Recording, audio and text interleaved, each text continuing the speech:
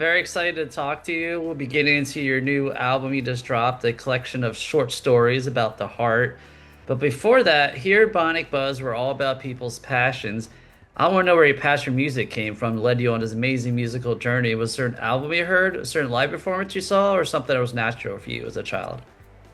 It was when I was about 9 or 10 years old is when I really started getting into like the Jackson Five and Hanson, like the Hanson brothers, because they were kids. Do you know what I mean? And I was like, look at these Yeah. kids up here, they're doing the thing.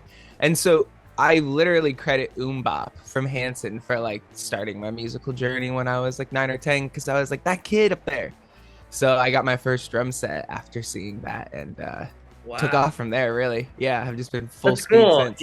I forget. I was at the Halloween party in West Hollywood, and Hanson was the surprise musical guest there. Oh, nice. And they put on such an amazing live show. I Yeah, get they're like folk rock now almost. It's a little different, but yeah, they've yeah, just been doing so their it's thing. I haven't cool. been keeping up with them too much, but they've been doing their thing, I think. Yeah, I know it's funny because I think they're playing Riot Fest, and I was talking to someone, and they're like, "Why are they on that?" I was like, "They put on a great live show." Yeah, and it's Riot Fest. They just book whatever they want to book. Yeah, That's why I love Riot Fest. cool, man. Well, let's dive into the album. It's really a great album, so congratulations on that. Thank you.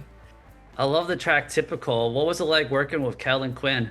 I reached out to him and I was like, Kellen, I wrote this song when I was just like at rock bottom. Like I've been dealing with all this mental health stuff, misdiagnoses, and all these things that just had me like completely spinning. I just threw my hands up and I was like, can you write this second verse and hop on here? And he did, and he spun it into this more positive thing about like self-acceptance, Oh, um, wow. yeah, and so that's kind of how that song shaped up to be, kind of like a song that starts off so lamenting and just like, why can't I just like have a brain that's like everyone else's? And then he kind of comes in and spins that to like, this is me, this is what makes me unique, and I'm happy about it. So Wow. Okay. No wonder I relate to the lyrics so much. I felt stuff out on my own.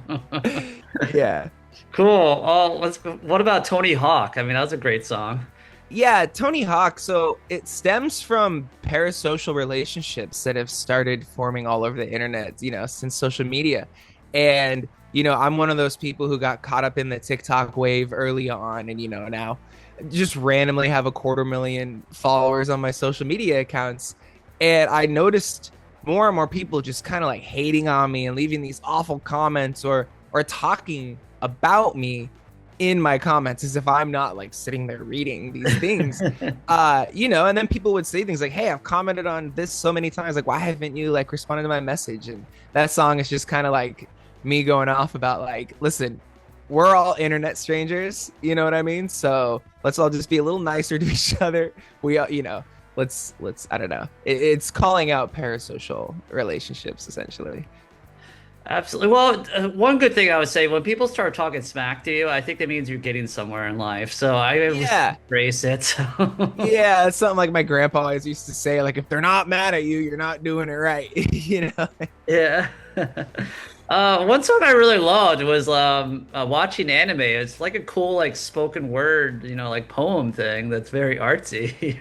Yeah, thanks for calling that out. I was a little worried about putting that on the album, and part of not being on a label is that I get to do stuff like that, and that song is actually basically from my journal, but edited a little bit. And I was writing it while I was watching anime, like I just trying to get through an episode of anime. But it was like a One Piece episode that was, so important. But I had to keep rewinding because my anxiety was just flipping. I'm having fake conversations in my head. I'm thinking about this, thinking about that. And then, by the end of the song, I'm like, oh, the outro song's playing. Like I gotta start this over. And so that's that song. It's just essentially one giant internalized panic attack while you're trying to just watch an episode of One Piece. Hey, I've been there before, my friend. I have a lot of panic attacks. Yeah, totally. So you just had a hometown release show in Omaha, Nebraska at the Waiting Room. How did that go? It went so great, and I've been grinding Omaha. I live in Philly now, but I wanted to make sure that I flew back to Omaha because Omaha has such a low-key, amazing music scene, and I've just been grinding it for so long. And I know there's some up and coming artists, so I threw them on the bill, to open up. and just I'm just trying to put Omaha back on the map. It used to be such a cool big scene with Saddle Creek and Conroe Burst, brought all those bands, but no, it went great. Couldn't have asked for a better crowd. And what was really cool is going home and not just seeing friends and family now, but seeing people I don't recognize screaming my words back at me. That's when I was like, oh, okay, yeah. Even at the hometown show, we've moved beyond that standard crowd, so that got me excited. That's so cool. So, what's in the works for you? What are you allowed to talk about? Yeah, I guess I don't really stop working. So a lot of people have been like, hey, how'd you celebrate your album release? And it's funny because I was just at my producer's recording studio writing, and we're thinking about throwing out 2 more songs on a little bit of a deluxe edition. Heard it here first, Bionic Buzz. And then, yeah, just really supporting this album by playing shows when I can. Financially, touring is really hard as a solo artist, but I'm doing my best. And yeah, just making sure that I keep the momentum rolling. But also, we live in an age of short attention spans. I can't just drop this album and wait, 6 months. So new music will be coming. But the plan is right now, I'm working on 18 DIY music videos for the 18 songs that were on this DIY record. I have a couple of them out now. Some of them are visualizers, some of them are actual music videos, but the plan is to do it all myself. I'm teaching myself video production as I do it. And yeah, that's on the burner exciting. right now. I can't, especially the watching anime one. I can't wait to see what you do with that.